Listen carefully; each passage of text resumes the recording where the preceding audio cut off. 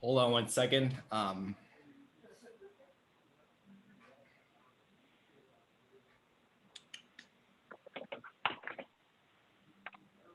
Okay, taking us to YouTube. Man, this is always fun, man. Think of this like fun. Yeah, I'm looking forward to it. Okay, I believe it's live right now, but actually I have to fix the thumbnails. So give me a second. Do you actually see All right. on your phone? Let me see. I'll go to YouTube and see if we're live. Yeah, it shows you're live. Okay, but I have to manage the video in the background. Do you see yourself when you talk? Yeah, hold on a second.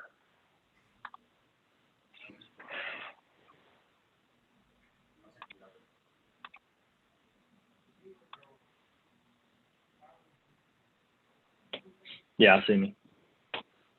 Okay.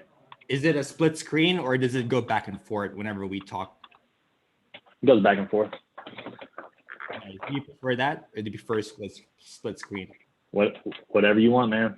I'm good with whatever. Okay. You see the comments?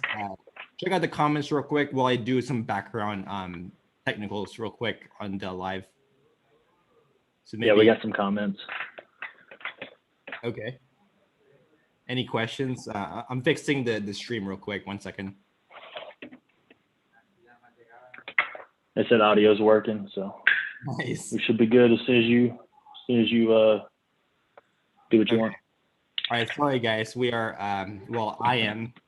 I'm editing the live real quick, so give me 1 second, and then we can get started.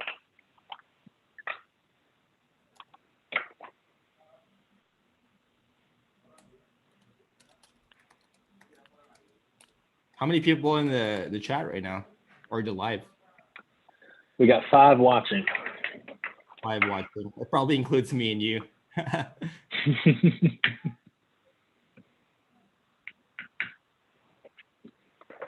Okay, almost done. Almost done.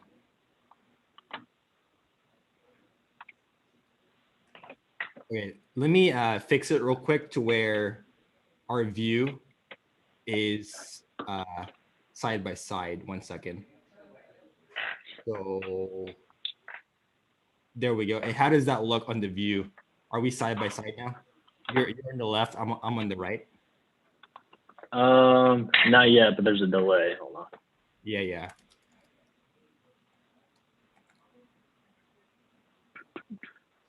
Let me check it out. There we go. Yeah, it's split screen now. Yeah, split screen's better, right? Yeah, that works.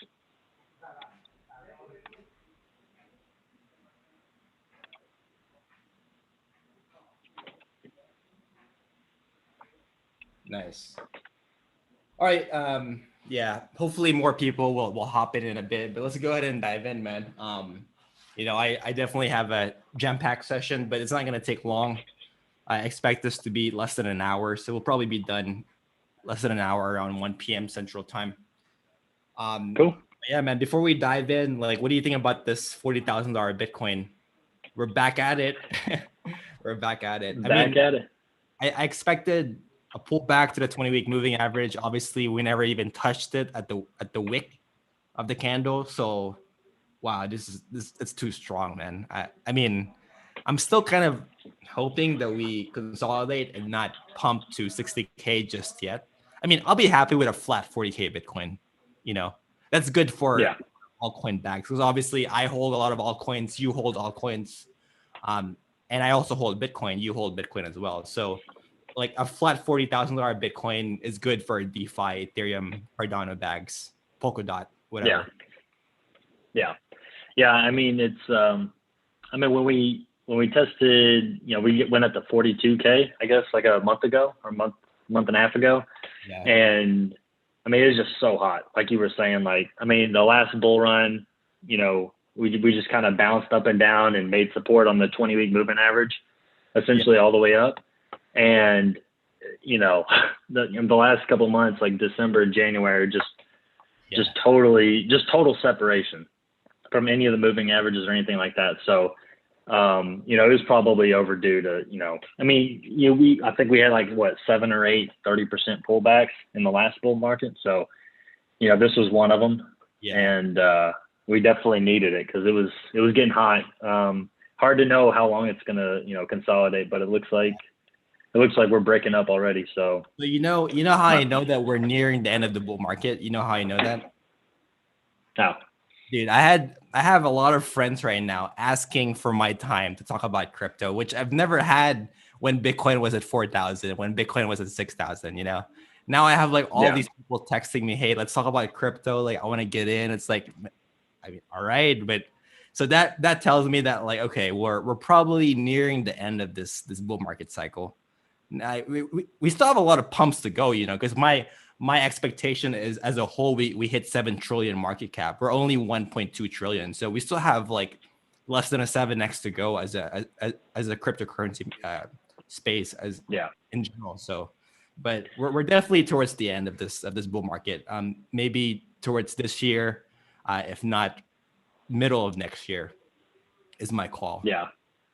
Yeah. I mean, that seems reasonable. I mean, one of my favorite sayings during the bear market was, there'll be more buyers at 20K than 6K, which doesn't make any sense, but that's just the way it is. I mean, people love to buy when, it's going up and it's making all-time highs instead of, hunting for discounts when it's out of favor. But, it's America's favorite financial pastime is buying tops and selling bottoms, unfortunately. But that's just, that's the way most people operate. Right. All right, let's actually move our topic now to DeFi, which is actually the point that I wanted to bring you in, because like I know your knowledge of DeFi is like 10x my knowledge of DeFi. I'm just now starting to get into DeFi. You guys saw my last video, Sushi Swap overview. That was pretty cool.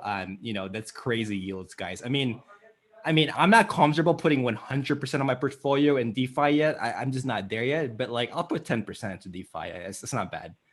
So I want to dive into DeFi at a high level. We're not going to get into like developer level detail, but like let's dive in high level about DeFi. But before we get started, guys, I just want to give my friend some like a quick background about my friend here. So this guy has a tax background. He worked at one of the 4 largest accounting firms in the world, guys. So about 2 years there, right? 2 years there, roughly. Yeah. So. Definitely, he's a tax guy. You're also a CPA, right? I believe. Mm-hmm. Wow. Yeah. Okay. So yeah, you definitely have your license, man. I don't. So I work in a public accounting firm, but I don't have my license. So you're even more ahead of me. But so now you quit that and you're now working at a private equity firm.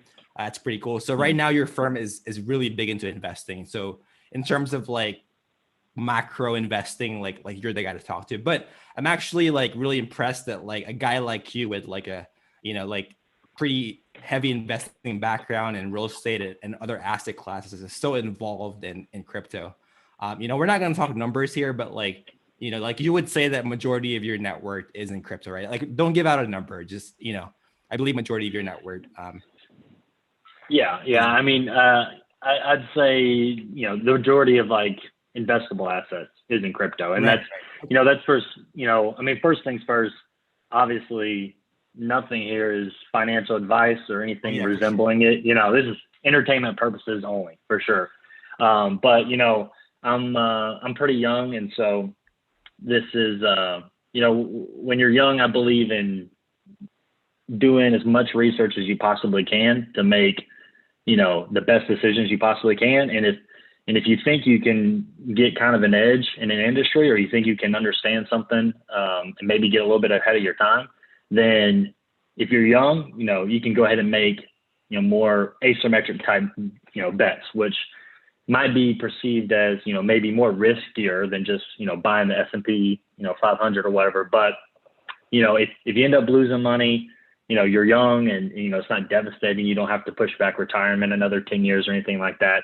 But, if you do the work and, you're just constantly learning, you can put yourself in a good position to make some good decisions. So that's kind of how I look at it. And I've been, I first got into Bitcoin and crypto in late 2017, probably like most people. I got pretty lucky that I didn't really go in with any serious size, like, maybe like $500 or $1,000 or whatever, just, starting testing it out and learning about it. But I had no idea what I was doing, or I didn't even know what the assets were or how they worked or anything. So I kept learning, through the bear market in 2018, 2019, and really started getting into DeFi, probably in May 2020 and through DeFi summer, obviously, when everybody was going crazy about it. And so, I'm just, learning about it and trying to position myself as well as I can. And, it's definitely the most exciting industry that I know of. So, yeah, for sure. So yeah, that's just a little bit about me and my definitely background. dive in more. Yeah. So we'll definitely dive into more of this in detail for sure. But let's start off with some questions that I prepared for you, man. I feel like these are like a must ask questions when getting into DeFi space, right? So obviously we know that the godfather of all protocols is Ethereum, right? Like all my subscribers know I'm a pretty heavy Ethereum bag holder. Majority of my portfolio is in Ethereum, which some people might think it's crazy, but I can sleep well at night. There is also like arguments of other protocols that are so-called like Ethereum killer, right? So you have Polkadot, you have Cardano. These are like arguments that can potentially quote unquote kill Ethereum, because Ethereum is this like very, very slow platform that is not going to be able to scale, which again, we'll talk about later with Ethereum 2.0. But, there's a lot of Ethereum killers out there that can potentially, or they say could potentially overtake Ethereum's market cap and this market cycle, potentially and scale better than Ethereum. So I just want to, get your take on Cardano and Polkadot specifically, because I know like you can mention Tron, EOS, and other protocols as well, but I want to focus on the top two, Cardano and Polkadot.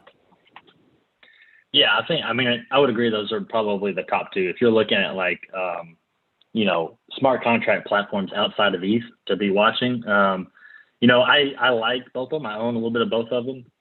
But the thing is, in 2016, 2017, like when everything was, everything's still basically brand new, but when everything was brand new, like projects hadn't even launched yet. There were hardly any projects that had launched. I guess it was just ETH. That was when all of this ETH killer tribalism talk where, there's only going to be one platform that will be used. And when Cardano launches, like everyone's going to leave Ethereum and all the projects are going to move from ETH to Cardano. 2016 was kind of the time for that to happen, right? But now, you got $30 billion locked in DeFi on Ethereum, and, all of the major DeFi blue chips, Aave, Compound, Cardano, not Cardano, Aave, Uniswap, SushiSwap, Maker, like they're all on ETH, right? And everyone that's in DeFi, that's using DeFi, is on ETH. And so the network effects are just so strong. I think the name of the game moving forward is definitely interoperability, right? And that's what Cardano and Polkadot are going to do, in my opinion. Like they're going to build ERC20 bridges, and projects will probably be able to build on both at the same time, and they'll have like an ERC20 token for that project for ETH. And then they'll have like a Cardano version for that ETH. And you can bridge them back and forth and use the dApps, or different dApps, basically simultaneously. It'll be a lot closer to that than, Cardano launching or Polkadot launching. And then, all the projects moving over, all the users moving over, and ETH just being a ghost chain. Like that's not going to happen now. But I think, they'll build bridges and it'll be interoperable with ETH for sure. And Polkadot is actually a really interesting one, using the parachain concept where, basically projects can buy DOT and essentially stake it, lock it up to reserve a parachain. And there's only a limited number of parachains, at least at first. So when they launch their core functionality like later this year, that'll be pretty interesting. But moving forward, it's going to be about everything being interoperable. So projects are going to be compatible with ETH and, Cardano and Polkadot. If they end up launching later this year and are successful, you'll be able to, use them on those platforms as well. But as far as I know the ETH killer narrative, this is the next ETH killer, this is the next ETH killer. I don't really see that as being as relevant anymore, just with the network effects and sticky liquidity. I mean, the reason why projects build on ETH now is because you already have, tens of millions of users that already have liquidity in their MetaMask. So you want people to be able to, trade and buy your token on Uniswap or, start to use your DApp. All the liquidity, all the users are already on ETH. So why, it doesn't make too much sense to me why teams would go through the whole process again of trying to bootstrap liquidity on a whole nother platform just by themselves, as a team. So if projects do build on Cardano or ETH or Polkadot, I mean, they're going to be on ETH too. They're not just gonna ignore ETH. So I think, moving forward, everything is going to be about interoperability, and it'll be interesting how that plays out. Okay. So basically the point of all that is, there's a place for other protocols. There's not just going to be one. Like there's a place for everybody, for sure. Yeah. So I definitely. Yeah. It just to your point earlier, like it doesn't mean that everything's going to be used, so I don't really see there being a place for like 20 or 40 smart contract platforms, but there for sure could be 3, and probably there'll be one that's used far and above more than any of others, which, I mean, all evidence points to ETH at this point as being kind of the main epicenter of the smart contract platforms. But, we're using Cardano and Polkadot to, offload computation or, run, different, maybe run different dApps that need different specific type of like a technical environment to operate in, and that's certainly possible. So it's not, I'm not what would be considered a maxi in any way, an ETH maxi, Bitcoin maxi. I mean, digital assets in general are going to be a high growth area moving forward. But, you'll always have projects like Tron, in my opinion, which kind of came in 2017. It's kind of just a copy paste of ETH. There's no real innovation. A lot of people call this ghost chains. You're going to have a ton of those too. So it doesn't mean you can just buy anything and be okay. You gotta do your research and make a good decision still. Yeah, definitely. Moves me to my next topic that I want to bring up is one of the biggest criticism for Ethereum is going to be scaling.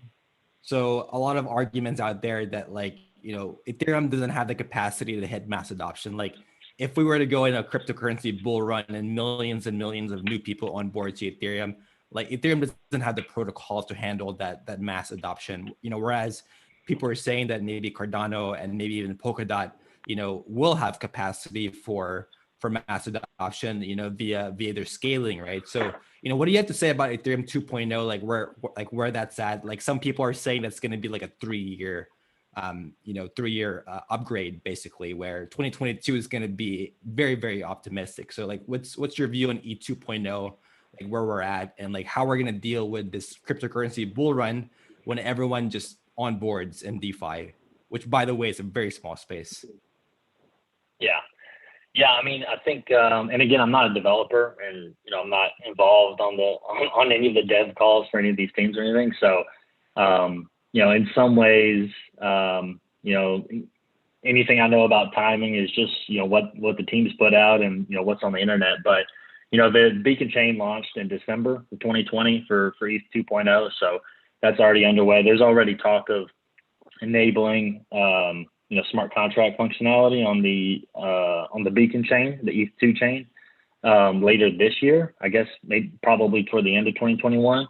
And so, as far as timing goes, and, probably one of my favorite quotes I've ever heard, and, I'm paraphrasing it, of course, but it was from actually the founder of Cardano, Charles Hoskinson. And he says, when it comes to development timelines, it always takes longer. So you can say ETH 2 or, Cardano's next checkpoint, the smart contract launch, you could say it'll take 3 months, it'll take 6 months. but it always takes longer when, especially, in this industry when, these devs, I mean, they're building things that have never been built before. So it's not like you're just recreating something that's been done by thousands of other websites. They're, literally pioneering an entire industry. So it's, as far as development timelines go, it's almost always going to take longer than what's announced or projected by the team. And that's every team. That's not just the ETH team. And that was a quote by, the founder of Cardano. So, we could potentially see some more movement this year on ETH2. And, but, it's a weird thing to say that ETH can't scale because, I mean, there's a roadmap to scale, the ETH2 roadmap, and there's dev teams that are, working on it and making progress right now. Phase 0, the beacon chain, has already been completed. So progress is getting made. It's not going to happen tomorrow or next month, but, people are working towards it. And I honestly, I hear it a lot from like people that think Cardano is going to be the only platform used in the future, but, Cardano hasn't even launched smart contracts yet. So, it's saying it's impossible for Ethereum to scale is just as ridiculous as saying it's impossible for Cardano to launch. Just because it hasn't happened yet doesn't mean it's impossible. And especially, if you stay plugged into you could even get on the ETH core dev calls and listen in on them, I believe, and, follow these people on Twitter, the people that are working on the core teams and the founders.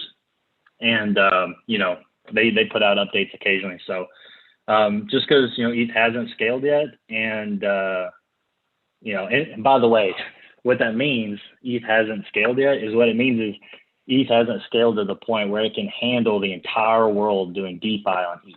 Okay. So it's no like small task. It has decent scaling to enable what it already enables. And, the gas fee is being super high and it costing, $50 right now to make a simple swap on Uniswap or something like that. That's just, that just shows the demand for block space. So whoever gets to use the block space is going to be, the people that are willing to pay the most for it, because it's kind of a bidding system, when you're sending transactions and selecting gas prices and stuff. So, the gas prices being super high and it being super expensive to use, it doesn't mean it doesn't work. It just means that it can't handle the demand. The block space, there's not enough, the block space hasn't scaled to handle the demand that people want to use it at. So to me, that's bullish. I mean, that's the biggest problem the biggest potential problem is having no demand for your product. So, gas fees, especially when, there's, you have ETH 2.0, which is kind of like the layer 1 scaling roadmap. And again, I'm not a technical guy, so I'm not a dev or anything like that. I just, I try to learn as much as I can and follow the actual devs and read the material they put out and try and, regurgitate some of it. But you also have a lot of layer 2 scaling, ZK rollups and optimistic rollups. And there's a lot of debate about, the trade-offs on those. And there's always going to be trade-offs to scaling solutions. But, you have applications like Loopring right now they're already on their own ZK rollup. So you can deposit ETH or, any ERC20 onto Loopring, onto their ZK rollup, and you can trade essentially gas free. I think they have like a 25 basis point swap fee.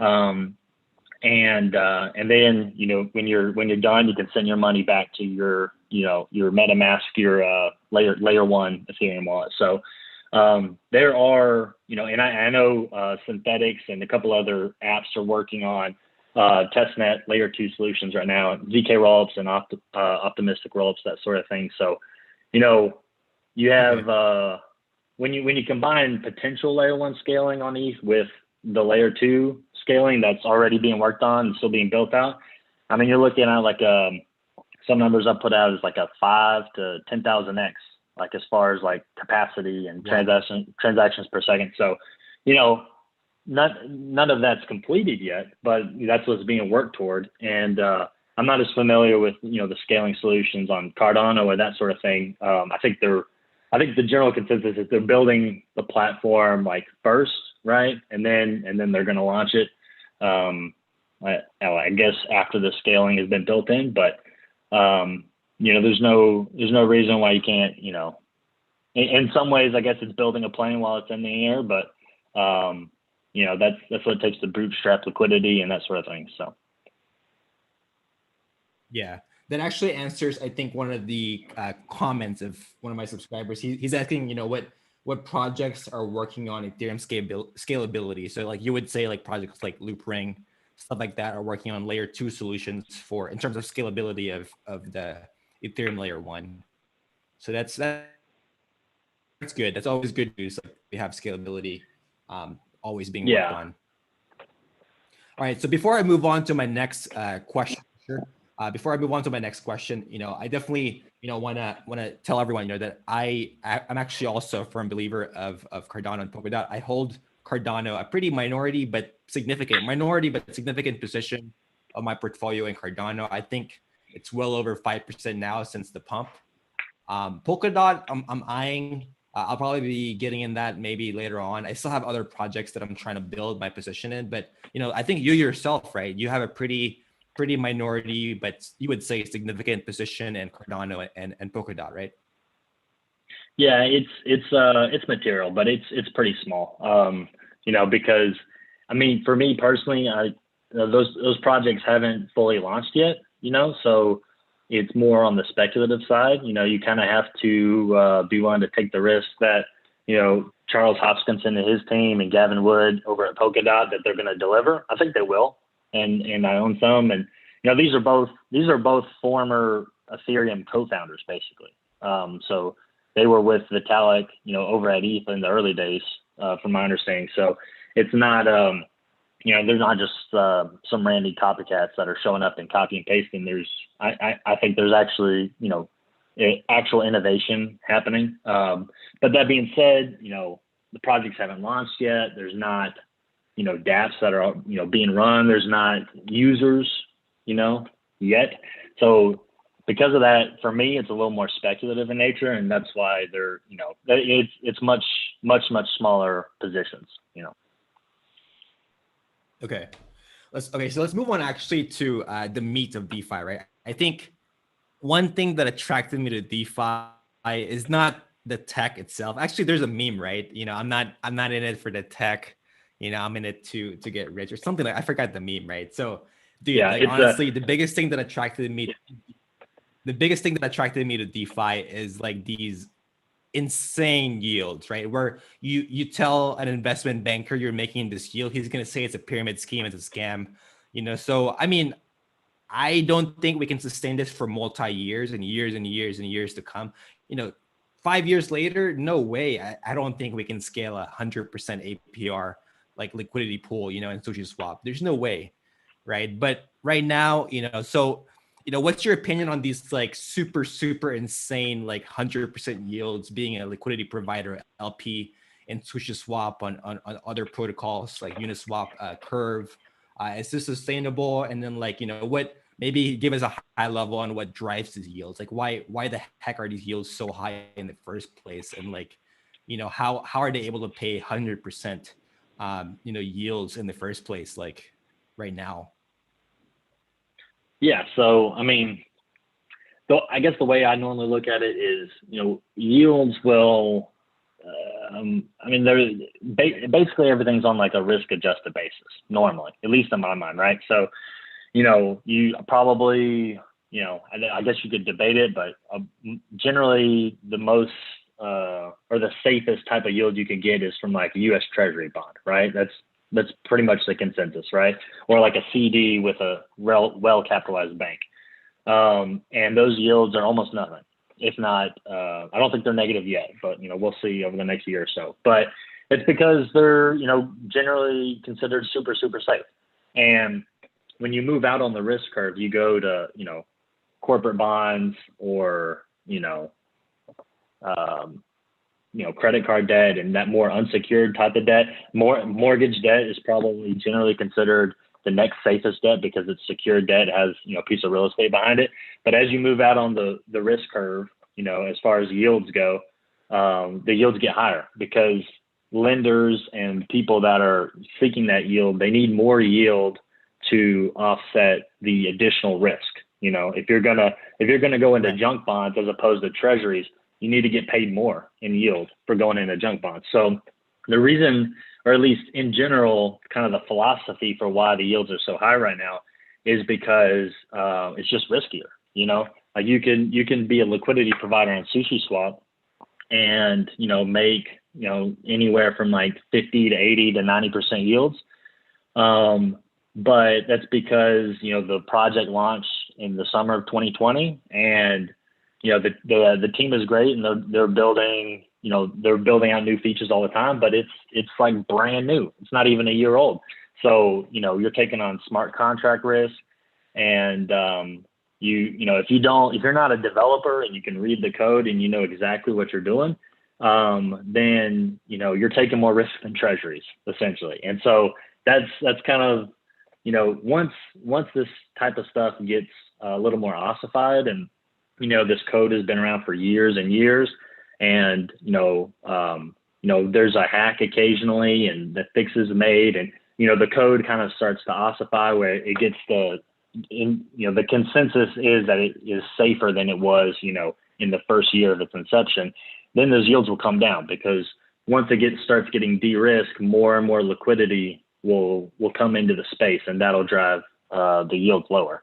As far as what drives the yields, you know, well, in DeFi in general, you know, there is things that you can find out there that are 1,000% APY, 10,000% APY and higher. But I mean, that's, you're probably going to lose all your money. You're almost definitely going to lose all your money, because, you know, there's always going to be something out there with a higher APY, but what you gotta definitely do your research on the platform, and you got to understand where the yield is coming from and how it's generated. And you basically have to do all your research to know everything you can know about it, and really stick to the blue chips. And you know, the teams that are out there, that are public, that are, you know, innovating, that's what you want to stick to. And even then, you have to understand that you're still taking on smart contract risk. So with this stuff being less than a year old, even if you're sticking to like MakerDAO or Aave, and what is generally considered the blue chips, the safest DeFi stuff, you know, it hasn't been around that long. So there's still smart contract risk, and you have to factor that in. So you can't just go all in on this stuff. You can't invest money you can't afford to lose, for sure.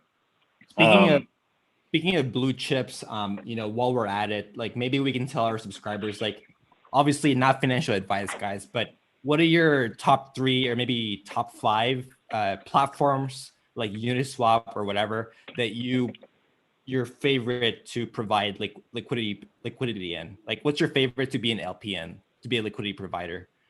Like, what's your top 3, you would say? Obviously not financial advice, guys, but what's your top 3 platforms that you are quote unquote safe in terms of crypto, but obviously compared to traditional markets, it's freaking risky. But in the crypto world, safe, obviously, but not financial advice there.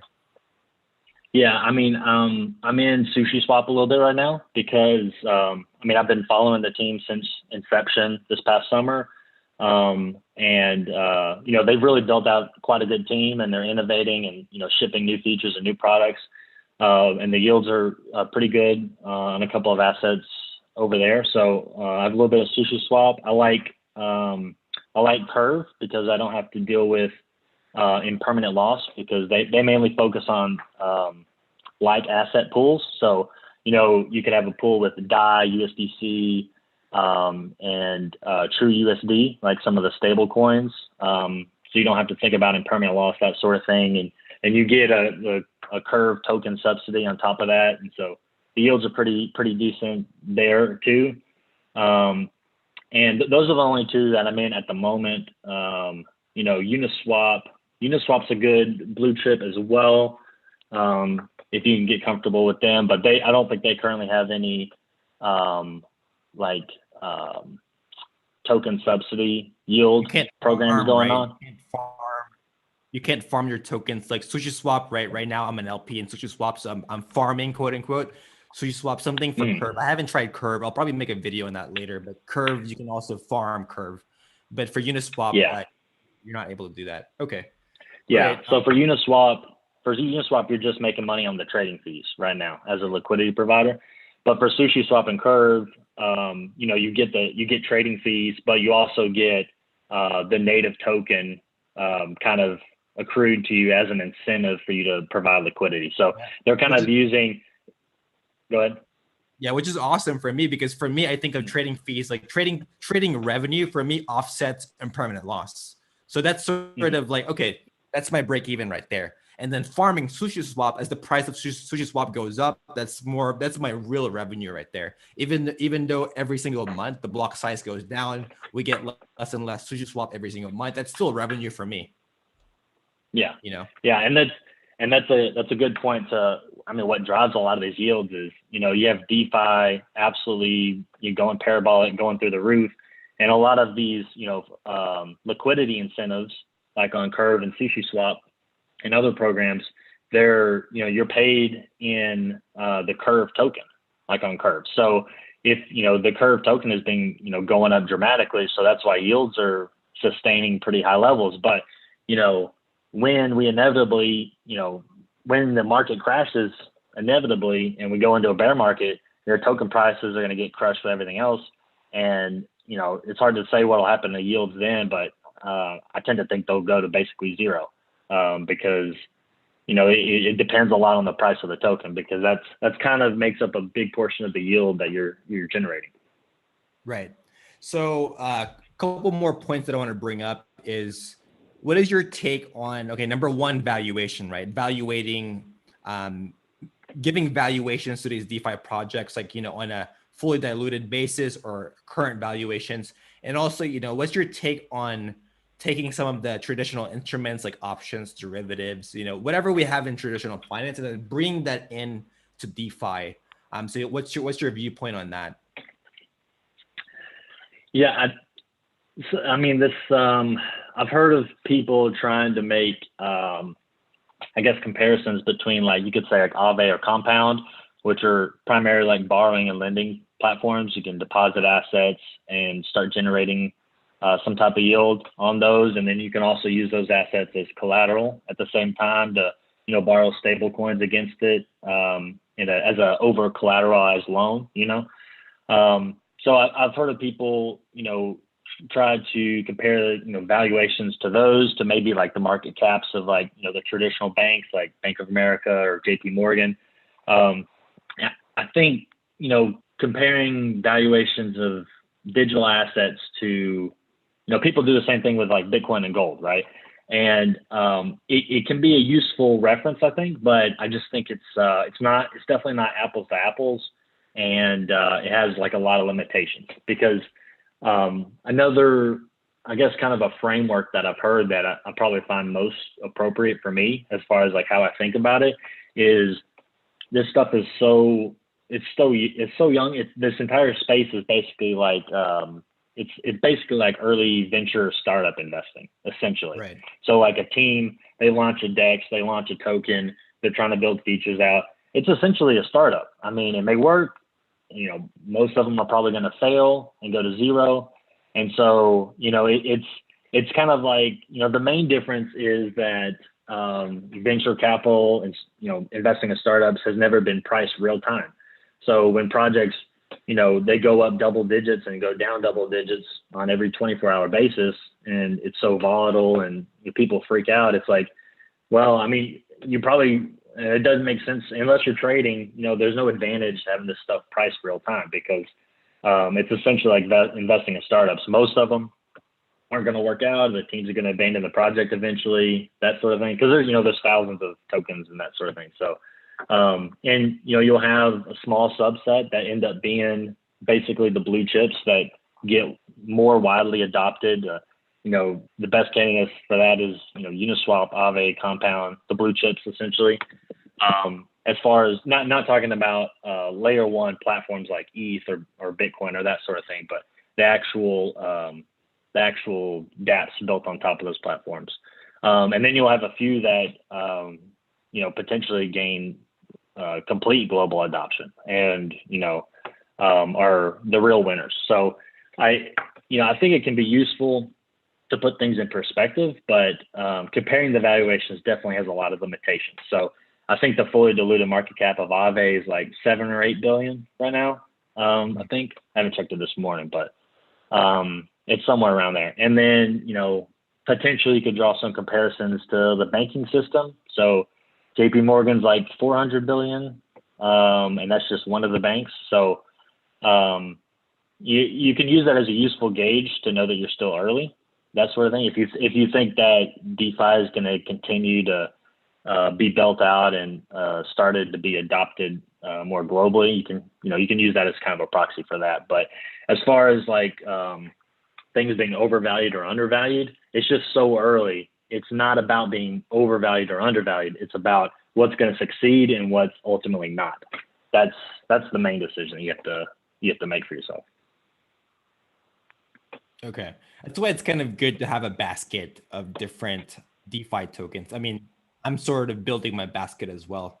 I'm not just picking one, right? Because it is speculative at the end of the day, right? Even this so-called blue chip DeFi is going to be speculative. All right, so I want to move on to definitely probably the best question for any live, right? Which is going to be predictions, right? Price predictions. All right, we're not going to make a prediction on DeFi because like that's just insane. Like, yeah, we're not going to do that. We're going to make a price prediction on Bitcoin, and we're also going to make a price prediction on Ethereum. But before we get there, actually, before we get to the price predictions, like obviously, I'm not a Bitcoin maximalist. I'm not an Ethereum maximalist. Obviously, I hold more of my portfolio in Ethereum, but during the bear market, I'll probably allocate a lot of my Ethereum into Bitcoin, guys. So I'm definitely more of a swing trader. I don't have heart in one.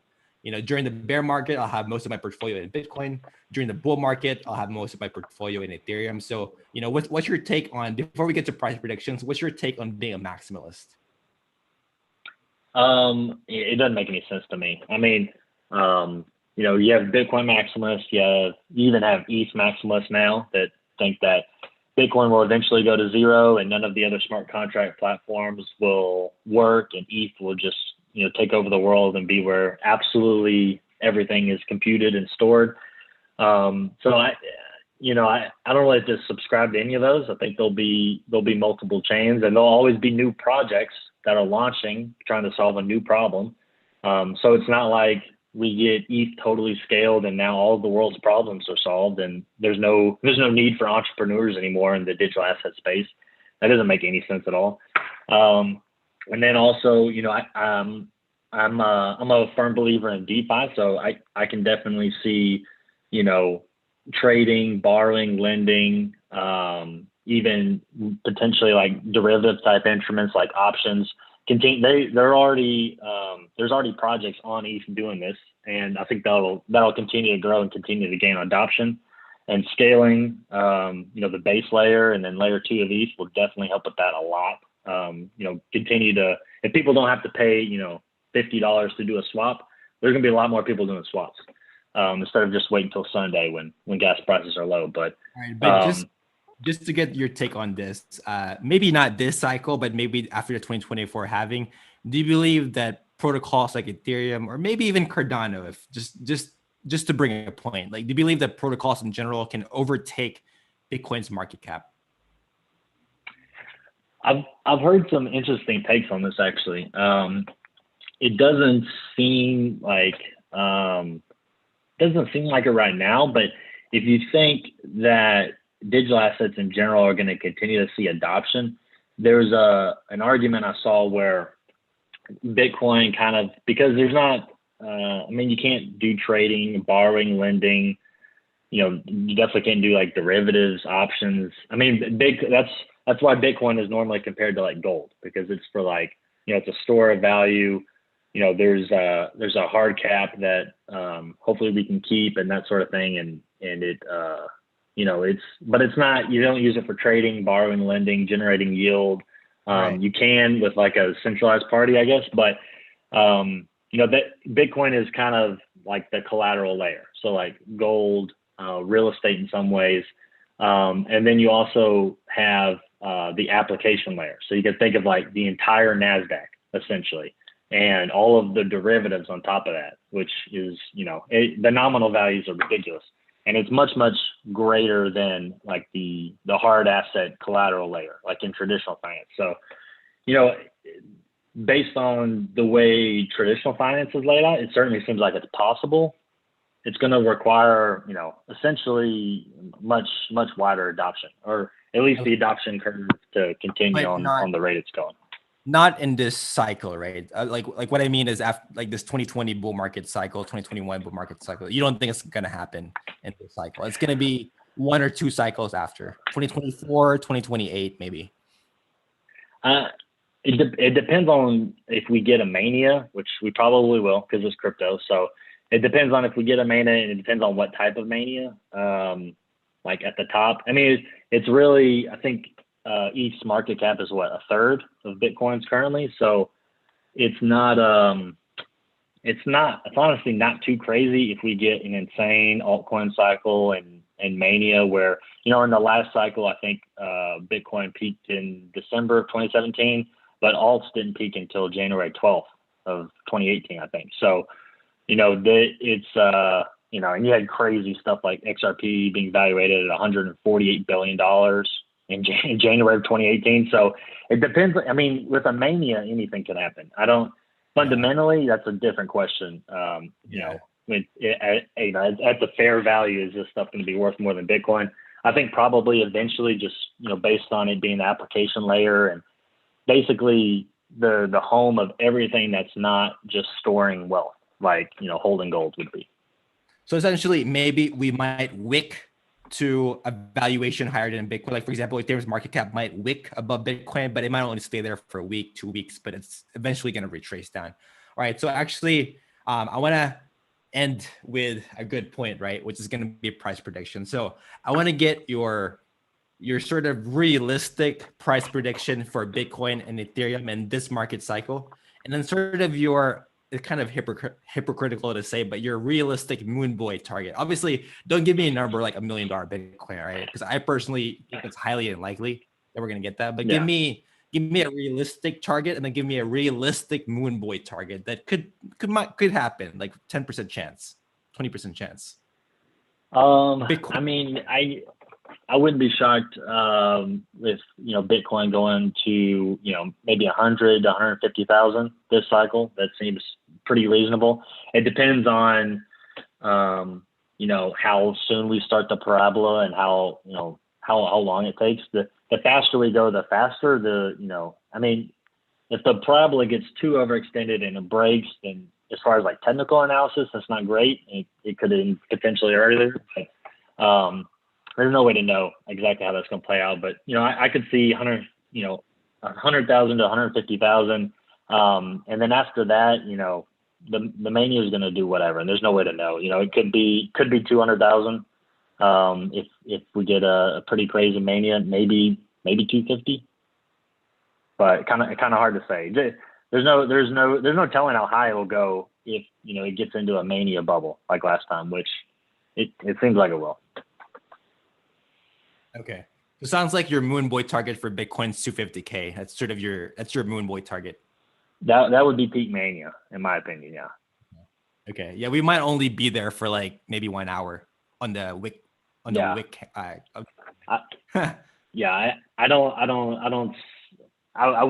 think it would happen, but it's definitely possible. Okay, so in terms of Ethereum now, so last thing, and then we can hit the chat and then end the live. So last thing is going to be your realistic Ethereum price target, and then your moon boy Ethereum price target. For ETH, I could see,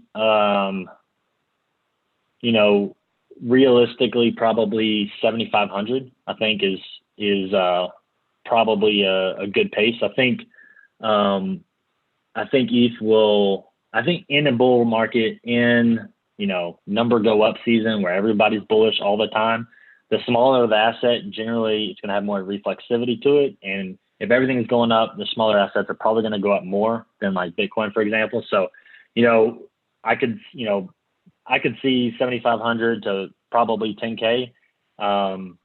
Crazy moon boy prediction, in a mania, we could do 15 or 20 potentially. But we'll have to wait and see on that part. I don't know. Okay. I'm definitely excited, For me, especially majority of my bags is Ethereum. So if we do hit that $10,000 target, I'm gonna be a happy man. Yeah. especially right. Those that were buying at 200 and 300 earlier this summer. Oh yeah. I was lucky to be one of those, but obviously it's not my average buy price. But yeah, I was pretty happy to be buying at lower prices. All right, man. So before we end our chats, just want to see, okay, if you guys have any questions, we'll probably hang out for about 5 more minutes. I do have to get back to work. I am pretty busy right now with auditing. I'm currently working 60-hour weeks, so after this, I'll probably grab something like to eat for lunch, and then I'll probably have to head back to work, man. I'm super busy. So I'm just going to check the chat real quick to see if anyone has any questions specifically. If not, we can call it a day, man. Call it a Saturday. Get ready for Super Bowl weekend, because I definitely want to get all my work done today. So tomorrow I can just enjoy Tom Brady winning the Super Bowl. You know what I mean? I do have a bet. Yeah, with a different team this time, thereby proving that he's the best. Whether they're yeah. So let's check the chat box real quick to see if there are any questions. And if I don't see anything, we can end the chat. All right, we'll answer a couple of questions, and then we'll probably end around 1 p.m. Central Time. All right, so someone is asking, what altcoins are you buying right now? I mean, I can answer that. Like, you guys know my bags. I mean, I always give you guys like market updates on my portfolio. By the way, you guys know that my portfolio is public right now, so I will leave a link of that under the description of this video, so you guys can see up-to-date version of my portfolio at real time. So obviously, you guys know I'm a big Ethereum bag holder. I own Bitcoin as well, and I own many DeFi plays like MakerDAO that's pumping, Kyber Network, Uniswaps, many DeFi plays. But yeah, I'll update my portfolio, guys. But maybe you can give your sort of high level. You don't have to give percentages, man, but sort of like, what are your top altcoin picks besides Bitcoin and Ethereum? Well, I'm not buying anything right now. I did most of my purchasing earlier in 2020. But as far as like altcoins that I'm holding, I have a decent amount of Uniswap, which is honestly just from a couple of airdrops that I got that I didn't sell. I have a decent amount of Aave, Chainlink, little Cardano, little Polkadot. What else? I got a little Curve. I got the 1-inch airdrop on Christmas. I'm still holding that. Let's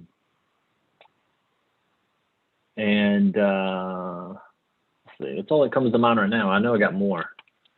Besides Bitcoin and Ethereum, what's the biggest altcoin position you have that is not an airdrop? Besides Bitcoin and ETH? Yeah. Biggest altcoin position that's not an airdrop. Aave. Nice. Aave, yeah.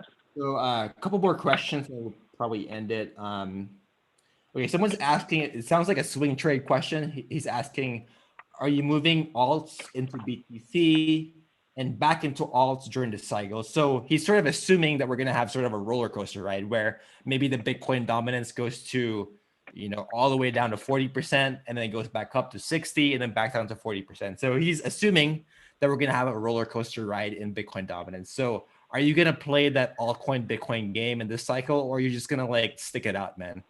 Like hold your portfolio until we know it's the end? Yeah, I'm probably the worst person to ask about timing this kind of stuff.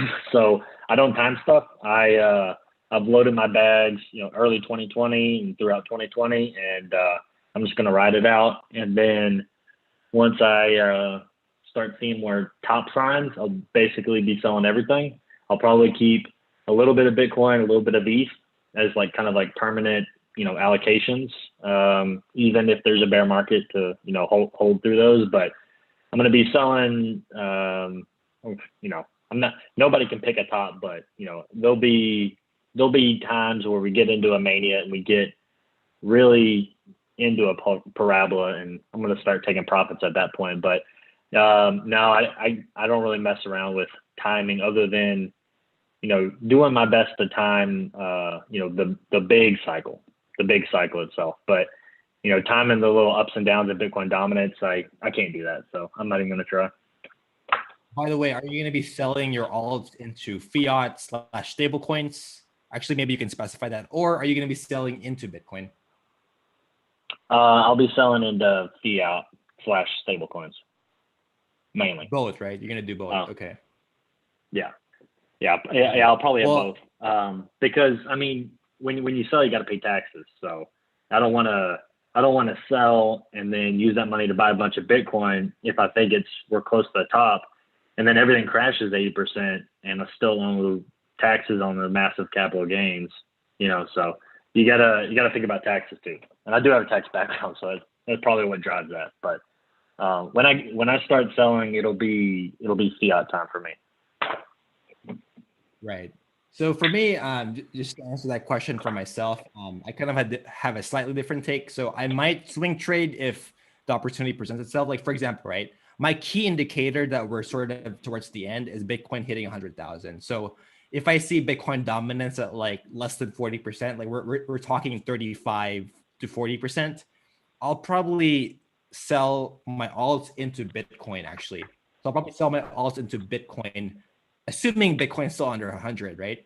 And then, maybe Bitcoin pumps to 100 to 150.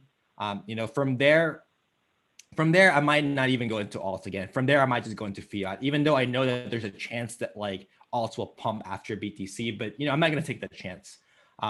After Bitcoin pumps to its 100 to 150, I'll probably take profits into stable coins into fiat because, as many of you guys know, like I do need fiat to retire. I mean, I can't rely on a volatile asset class like crypto to retire on. I need money to put food, to pay rent. You know what I mean?